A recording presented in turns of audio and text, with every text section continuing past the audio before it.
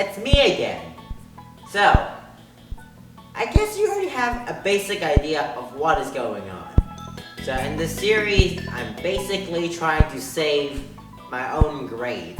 I'm trying to prevent myself from failing or getting a bad grade. Currently, I'm having a better than usual grade. Actually, I'm having a B right now. That is unusual. And I don't even cover everything this time, which is a first. And I'm very happy about it. I don't have to do everything. It's a great experience. I don't have to teach you every single thing I know about this entire thing, so I don't have to be driven mad by certain units. Woo! We're going to talk about polar equations and also sequencing series in this video. Nothing else. Thanks God. So, polar equations is something that is rather hard to describe. It's something that exists on a complete case-to-case basis, and that single property screwed me over. The basic premise of polar equations is that instead of having like a rectangular field to graph on, we're actually graphing on a polar plane, where it is made out of infinite circles. So, polar planes is kind of similar to the rectangular planes. We usually denote a single point on a polar plane using two properties: its angles and its radius, or the radius we're referring to is actually the distance, but since the entire plane is a plane of infinite circles, it's technically a radius. If you look, okay, it's hard to explain. So, the polar plane has a center point like 0, 0, but it goes infinitely into many circles. It's kind of similar to the graph. It's hard to visualize somehow, but it's kind of like unit circles on steroids. Let me think of a better explanation. Polar coordinates are mostly denoted using two single points: the radius and its angle. So the radius, simply put, is the distance from the point to the center of the graph. So it's the distance from the center to the graph. We usually can find that using basic Pythagorean theorem, because x and y essentially forms a right triangle on its own, and we can use that property, a squared plus b squared equals c squared to find the r using that. It's rather simple. The other thing, the angle, is found by using, the right triangle that we created when we're trying to find the distance, and to try to calculate our angle from that place or from that point. We basically turn it into a sine or cosine, and then plug it into our calculator, which is required. You need a calculator to do this thing, or else you'll die. Once you plug it into the calculator as an arc cosine, so that you'll able to reverse engineer the value. And that's the most basic thing. Actually, it's not basic. There's a lot of things to cover during this section. A problem that arises when we're trying to, find the correct angle is that arc cosine and sine doesn't cover the third quadrant of the graph. It doesn't. Arc sine covers from 0 to 90 degrees, and arc sine, I remember, should cover from 90 degrees to negative 90 degrees. None of them cover the blank zone, which is the third quadrant. there's no way that you'll be able to calculate the numbers that's there. And when you see any XY values that seems kind of weird being there, basically you run in a lot of troubles when you're calculating the points from third quadrant. A easy way to do this is to add 180 degrees to the absolute value that you just calculated. Basically, you punch in 180 degrees to try to reflect it to the third quadrant, because the angle you calculated is still valid, but it's just in the wrong place in general. We have to like transform it, maybe reflect it a bit to get it towards the right place. And that thing is quite hard to consider, because there's a lot of things that goes into this. Polar coordinates. Now there's another thing that you need to know about polar coordinates. Here are the few equations that you have to understand to actually transform polar coordinates into, normal coordinates. The normal plane has an x and y, and we can basically use this x and y. You know the gist. So we need to take the angle of the value and then the radius and then somehow put them together. The way we mostly do this is by using sine and cosine, which I definitely told you. In the prior video before. I did not skip it in my last video. Okay, I skipped it in the last video. So, sine and cosine are defined using two basic things. Sine is essentially opposite over hypotenuse, and cosine is adjacent over hypotenuse. So, in a normal equation, if we're trying to get to the x and y, the opposite is essentially the y value, and the adjacent is the x value. And now when since we in the polar plane or in a single polar coordinates, we already have the angle value provided to us. We can type it into a calculator and find the sine value of it. Once we find a sine value of it, we can multiply it by r, or the radius. Because cosine is essentially adjacent over hypotenuse, and adjacent is x and hypotenuse is r, we can just multiply it by the number that we found there, and voila, we'll have our x value. The other thing is y, which is basically sine times r. It works on the same principle, and I'm done with it. After we finish the basic premise of polar coordinates, we can actually get into something that is far more interesting and painful.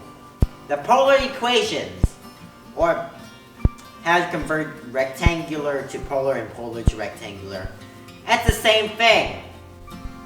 Polar equations are fundamentally hard to graph. So, here's the first thing. We're not going to graph polar equations because they're hard to control, and graphing them won't do any good.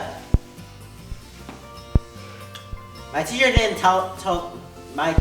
tell me how to graph it, so neither are you going to get any information. Go to Khan Academy. It's far easier that way. So, to understand polar equations, the two things I just told you about, x equals to cosine times r, and y equals to sine times r. Those are basically the two equations you need for a very long time. However, this doesn't really cover every single thing, so there's the additional equation, and that is known as x squared plus y squared equals to r squared. This has a valid explanation that I do not know. This is going to be very useful in many cases. Since polar equations exists on a case-by-case basis, I'm unable to give you every single thing that you need to know about how to turn it from a normal equation to a polar equation. However, when you're trying to turn it from a rectangular to a polar, you're basically just plugging in the x and y values and using the two x and y equation I told you before. Just trying to simplify it and getting rid of the r and try to make it as simple as possible. There's nothing wrong with that. And the thing is, there's a lot of polar equations and I cannot physically tell you through every single one of them. The main problem that arises between converting between these two equations is when you're trying to convert a polar equation into a normal rectangular equation. So, when you're converting between polar to rectangular, you're trying your best. Okay, so there is basically 3 kinds of equations that you can encounter. You can encounter your basic, your basic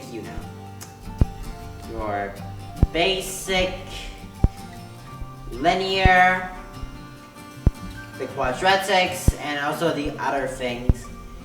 Every single equation that you ever known is in this unit, but changed because of polar. I'm not going to graph them because I don't know how to, but I know how to convert between polar to rectangular. Give me a moment here. Just plug in the numbers and try your best. That's the thing. You have to basically try your best. There's no way to guide you through this, and I have given up on it. A basic way to know whether you're going right or wrong is if your x and y is trying to get to a right thing. But here's a very important trick to remember.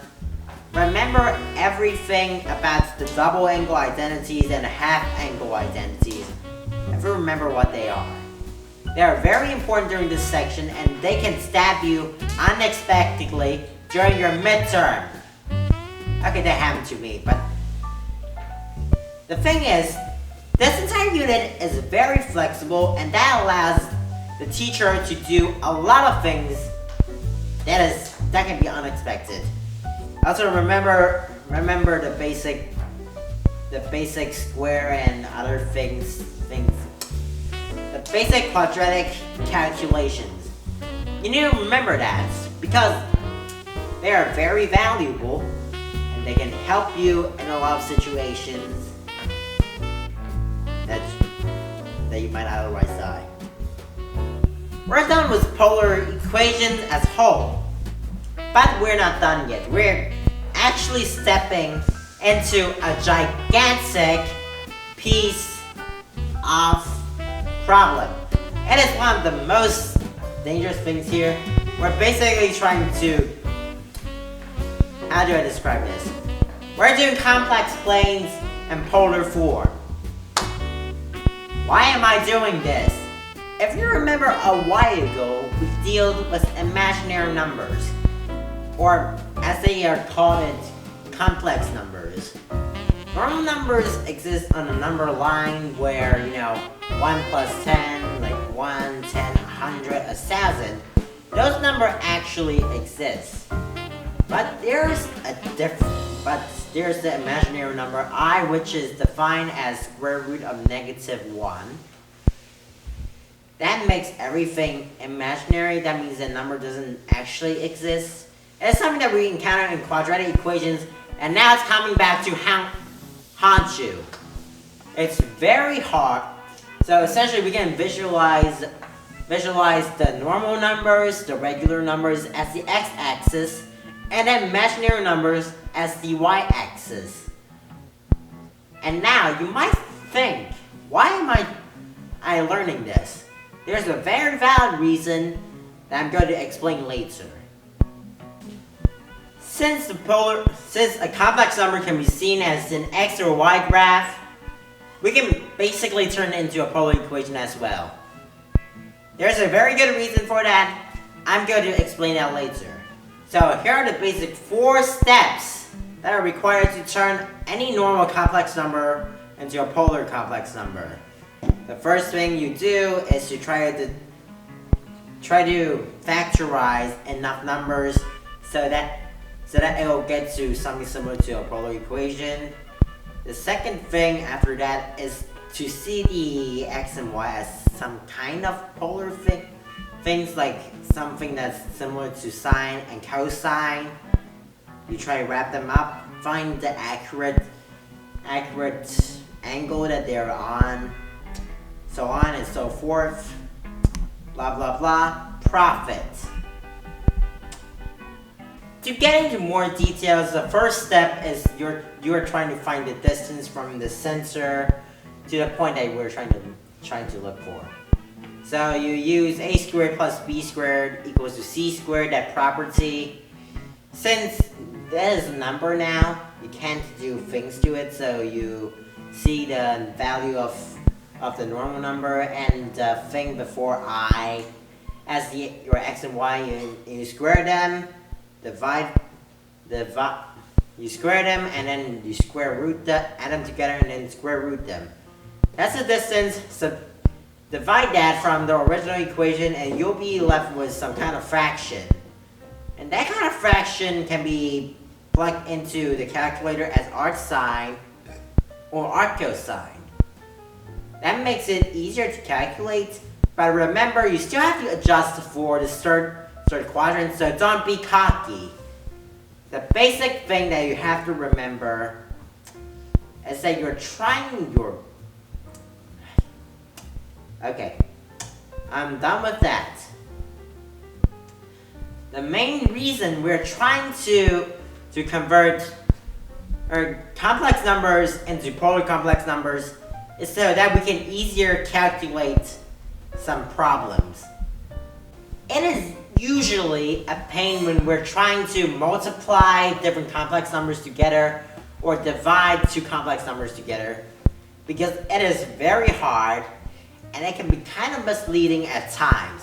So the entire purpose, or at least the juiciest part of this section, is to try to make it more bearable and more normal to calculate those things.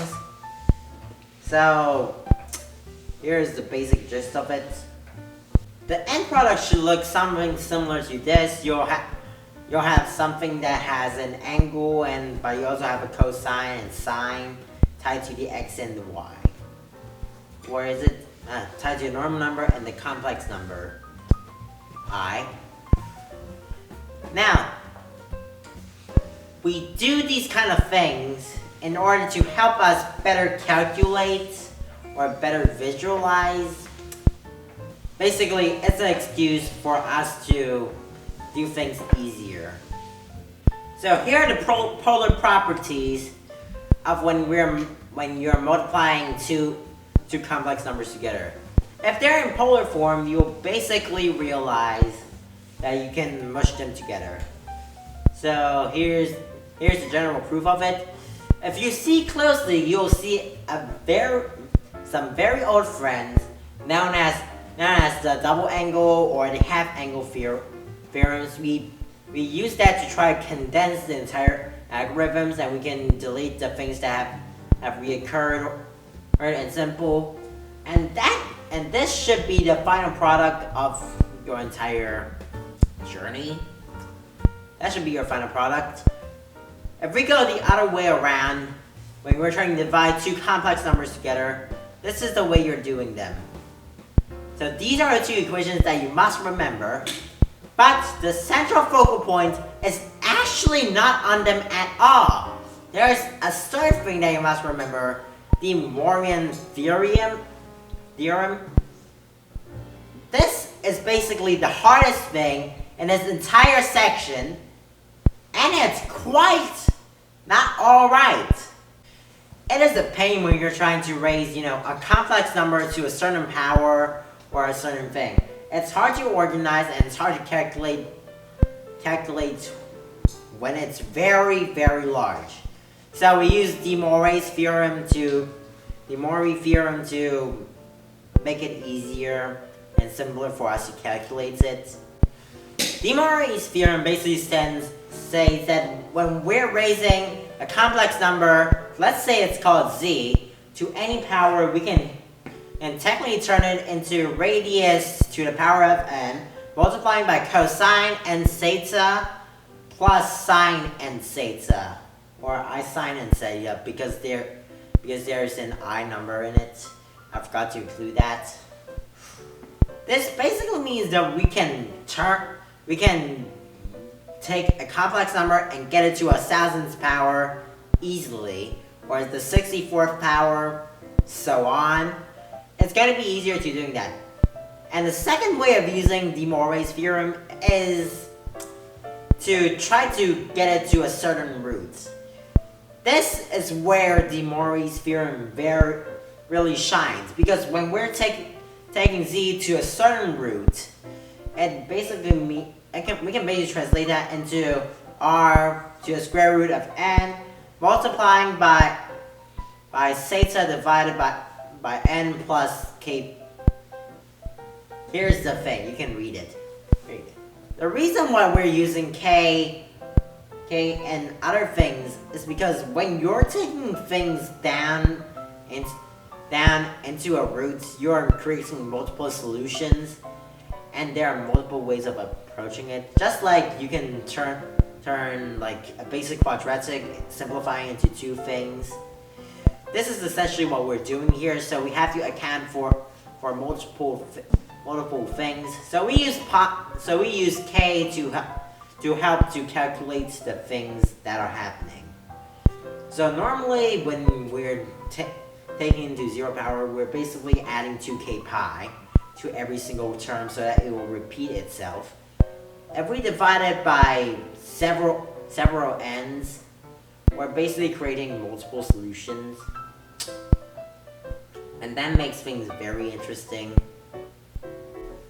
K basically allows us to calculate different things, and the range of k is normally from 0 to the root we're raising it to.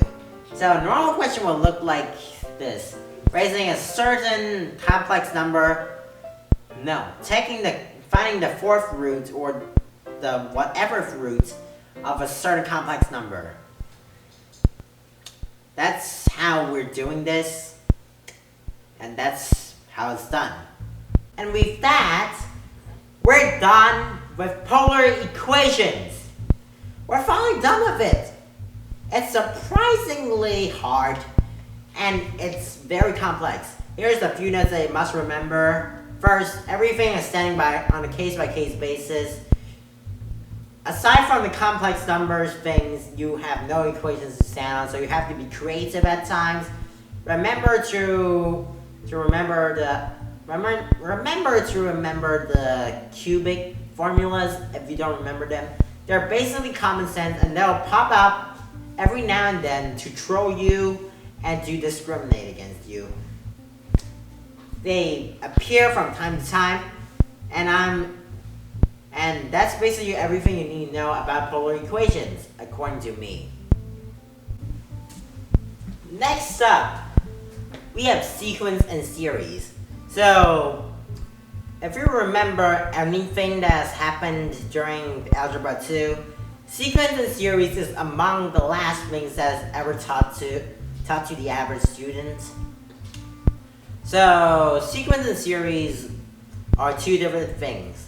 A sequence is something that's similar to like a list of numbers that follows a certain rules, such as 1 plus 2 plus 3 plus like 1, 2, 3, 4, like 2, 4, 6, 8, or something that goes to the power or something, like 3, 9, 27, and so on and so on. It's a list of numbers that follow a certain rule. And there are basically two types of series. There's arithmetic, which adds a number every single time, or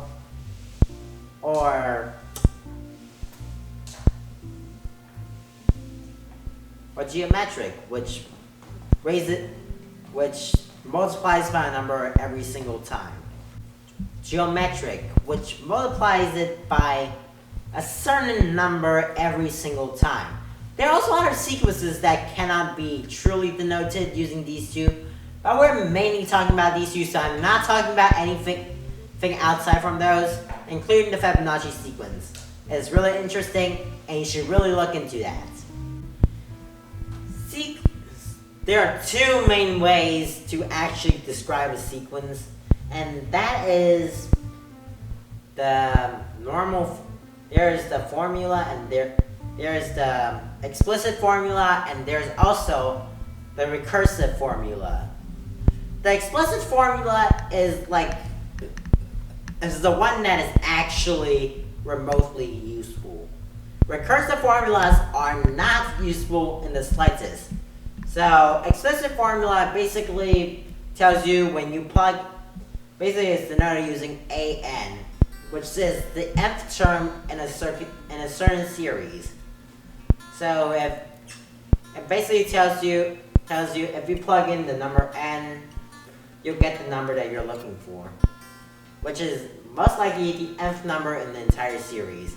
The recursive formula, on the other hand, tells you what is the next number, and you have to define the first number first. Basically, for arithmetic sequence, it's like adding a certain number after that. For geometric, you're basically multiplying the next number with a certain number. That is relatively simple. To arithmetic series, there's something that you have to be wary of, is that when you're finding the specific series, you're also trying. The first item of the entire list is often something that is after the manipulation, so you might have to subtract whatever numbers that you have already added, or add back whatever numbers that was the thing that was subtracted. The things that were subtracted or added was called the common difference, which is basically what was deleted or added from every single number after every term. But here's the problem. There's also series. Series is not theory, which I'm not talking to you right now. So series is kind of like adding every single thing to a certain point in a series. So it's often described using the sigma notation, which basically tells you the term that's starting on, which is the I, the term that's ending on, and your job is to add every single thing up in that list. Now, you might think that's a little bit hard to visualize and calculate. And I have to agree with you. It's very hard to actually calculate that. So here's a simple visualization saying that we're using a simple arithmetic sequence like I, which basically is and it goes to 100. N is set to 100. If you look at this number, you'll realize a lot of things. First, you'll think that you have seen it during middle school or any other school. You'll think that you have seen it in elementary. And you're probably correct. This is a very simple problem thinking question. The way we approach this is that when you ignoring 100, which stands on its own, you can see 99, 1, 98, 2. So basically, they're organized in pairs of 100. So in other words, we can see the entire equation as having 50, as having a lot of hundreds. So since we're going to the 100th term of I, so basically we will end up with about quite a bit of hundreds. I'm not sure how much. So there's the problem though when we encounter 50. 50 as the number stands on its own, and there's no other companion that we can add it towards. So we have to subtract that from the original equation. After some shortening, it'll look like the equation is this. N multiplied by n plus 1 divided by 2. There are other equations which follow the same principle, but this is the one that we're learning today because it's what I have learned. And as I told you before, is basically the amount of terms that you have in the thing. Now, there's another question that arises though, is that the equation that I just showed you is only capable of calculating sigma of n. So we have to do some trickery to actually get to the other parts. Here are the other equations that you need to plug in to actually get better. Here are some few explanations of it. The first one is basically possible when I equals to 1. That's possible because whenever that you're doing this, you're not adding anything. Like the I isn't really affecting the equation much, and you're basically just adding the same thing over and over again. It's adding a fixed number every single time. That means that we can just multiply the number with the amount of terms that we got. The second thing is the one that I just told you about. There's nothing to be deleted about. Here, the third equation is actually very useful. It helps to separate a single sigma notation and two sigma notation, which is able to enable all the things that I just told you. A majority of those only work when I equals to 1, or when the term is starting at 1. So remember to try to adjust for that. For example, when your number starts at 6, you can try to adjust it by setting your sigma notation to minus 1 to 5, something similar to that. And here are the power, and there's also the power things. So when a sigma notation I is in a power, we can basically note we have done all of this before, so I'm going to spare you the details. The only thing that's basically new about this entire thing is I to the power of 3, which is the equation over here. My teacher didn't really provide me with the proof, but you can prove it yourself later using a method that we're going to talk about.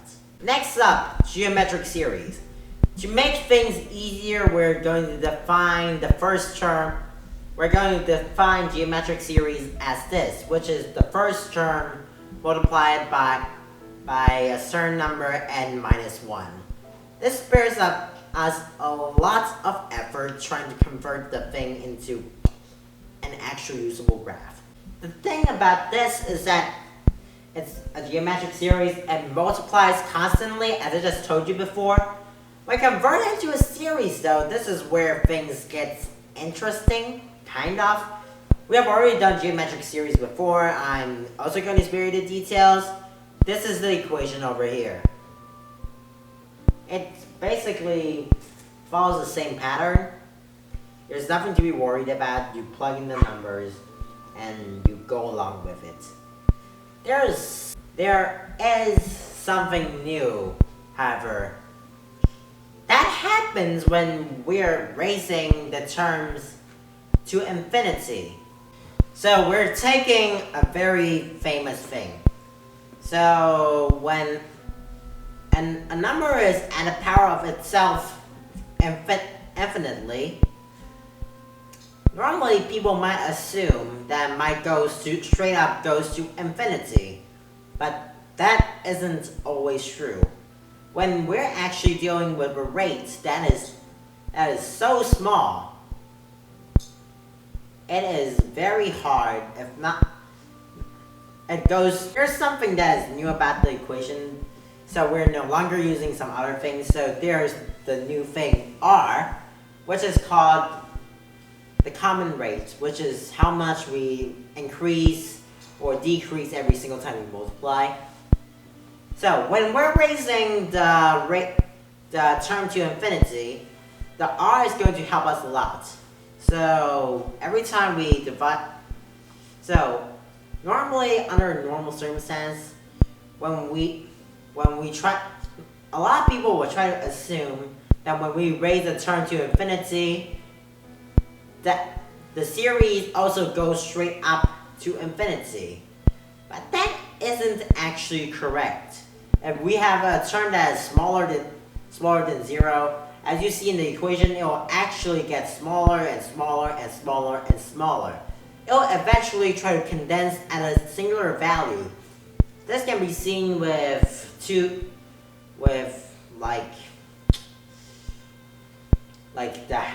1/2n. That thing will eventually add itself constantly until it is equal to 2. It can be seen similar to that. Since, according to the graph, since that goes into, basically 0, we can ignore it from the graph and we'll get something similar to the first term divided by 1 minus the rate. And that's infinite geometric series. Next up, we're doing math induction.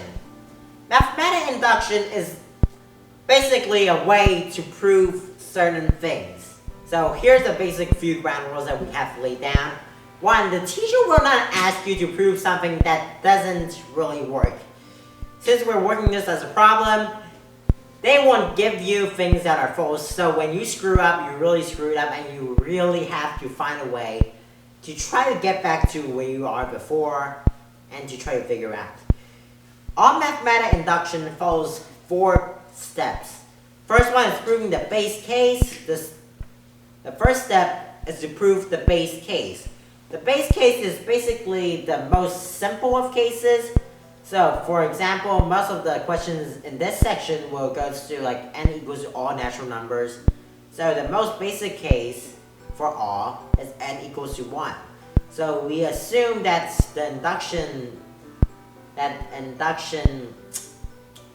that's something that we need to prove, and we put in the equation as n equals to 1. We see this first term and we compare it to the term on the right hand side, left hand side. If those two are equal, then the base term is correct. And we move on. The second thing is that to actually try to prove the thing, as we're trying to do with mathematical induction, there's a very simple way. We can assume that the value k is correct, because since the base case is also correct, we can basically replace n with k to try to figure out what is going on. And if that is correct, then we're trying to prove the next number is also correct. So we're trying to prove if k plus 1 or n equals to k plus 1 is correct. If the next term is correct, then the next term, according to the thing that we just proved, should also automatically be correct. So it creates an infinite loop that goes on forever and ever and proves every single statement is true. So under normal circumstances, we substitute the original equation of n with k. So we assume that n equals to k, and we figure it on from now. The third step, which is the most vital step, is to write down n equals to k plus 1, which is the next term. We plug in n equals to k plus 1 and try to figure it out from there on out. Basically, we're playing to get to the other side. We're trying to take the left-hand side statements and turn it into the idealized right-hand side statement. If you cannot do it, you shouldn't be able to not do it. Every single statement that is given to you should be provable. If not, then your teacher is a horrible person. So here are some basic things Here are some basic approaches to mathematical induction. There are three ways that you can there are three things that the teacher will ask you to induct. The first one is a series statement, such as, the normal one that we just did. Let's just take this as an example. So basically you're trying to define n equals to 1, prove the base case. That is correct. The second one is assume that n equals to k, and that is also correct. Now we plug in the statement as n plus k, n equals to k plus 1. As you can see, in a series, we can basically see that it is going on correctly, and then we can see the thing that we assumed is also there during the series statement, so we can take that out and then replace it with the things that we assume are correct. Now we only have to do a simple quadratic or sometimes a cubic, depending on what your teacher gave you. And you try to solve it, and finally, you write down your statement saying that, and according to mathematical induction, blah blah blah is correct, or, this statement is correct. And that's how you do it. So the second thing, since this is all on a case-by-case basis, I cannot help you, is kind of weird. We're trying to prove that according to a certain rule, something is always the multiple of something. To do this, you can first set down a ground rule. You can set down, like, when you're assuming that n equals to k, you can try to make it so that you can set a random integer a and use it as some kind of multiple of something. Here's an example of it. And then you try to convert it in the last stage, you try to use the statement to do some arithmetic. It's complicated. Essentially, this entire unit is also a case-by-case standpoint. There's little to no equations that you can use during mathematical induction. The other things are basically alright, and you have to remember every single one of them. I did this in 5 days. I'm not particularly good at it. I think I'm fine at it to a point I can actually kind of teach it. And I'm done! That's everything. I have finished everything, and I do not need to be here anymore! Woohoo! Oh god, I lost my voice. I spent an hour recording this. Mr. Shin, you better give me some grades. Please.